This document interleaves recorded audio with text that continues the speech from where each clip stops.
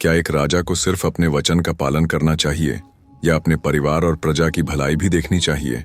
हरिश्चंद्र सत्य और न्याय के प्रति एक ऐसे राजा जिनका नाम आज भी धर्म और वचन पालन की मिसाल के रूप में लिया जाता है, लेकिन उनकी सत्य निष्ठा ने उन्हें कहां पहुंचाया?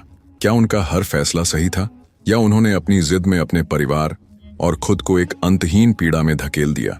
राजा हरिश्चंद्र सूर्यवंश के एक महान राजा थे।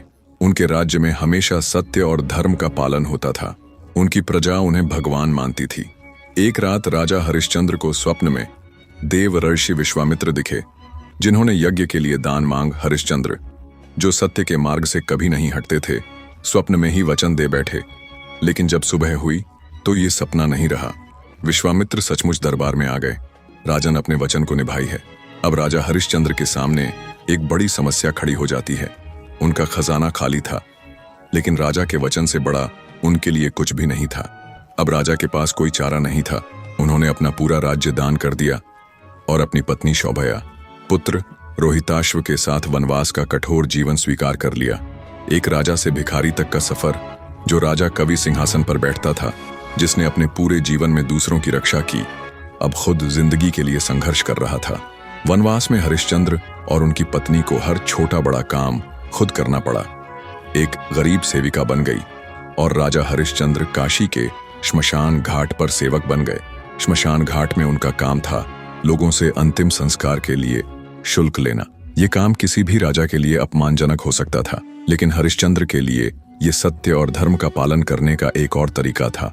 गरीबों की तरह जीवन बिता रही थी, और रोहिताश वह मासूम बच्चा जिसे ये तक नहीं पता था कि उसका दोष क्या था।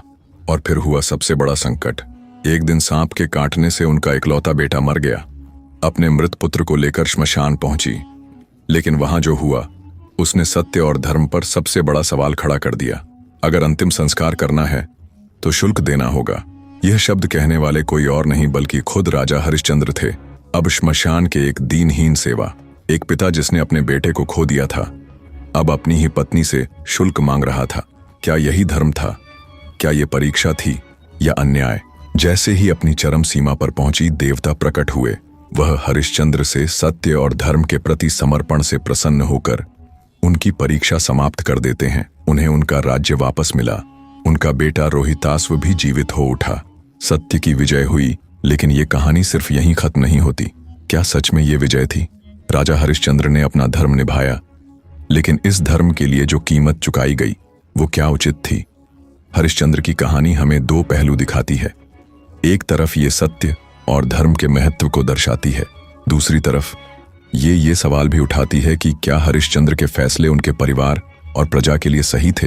क्या एक राजा का धर्म सिर्फ सत्य और वचन निभाना है, या उसे अपने परिवार और प्रजा की भलाई का भी ध्यान रखना चाहिए?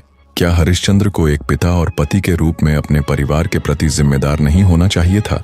हरिश्चंद्र की कहानी एक ऐसा हीना है जो हमें अपने जीवन में संतुलन बनाना सिखाती है। सत्य और धर्म जरूरी है, लेकिन क्या उन्हें निभाने के लिए हर बार त्याग जरूरी है?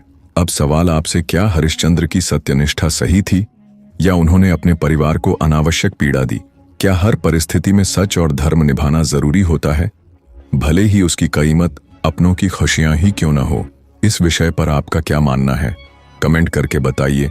क्या आप राजा हरिश्चंद्र की तरह सत्य और धर्म का पालन करेंगे? आपको ये वीडियो पसंद आया हो तो जरूर लाइक करें और नोटिफिकेशन बेल आइकॉन को दबाना न भूलें। हम मिलते हैं आपको अगले वीडियो में एक और रोचक कहानी के साथ। तब तक के लिए राधे राधे।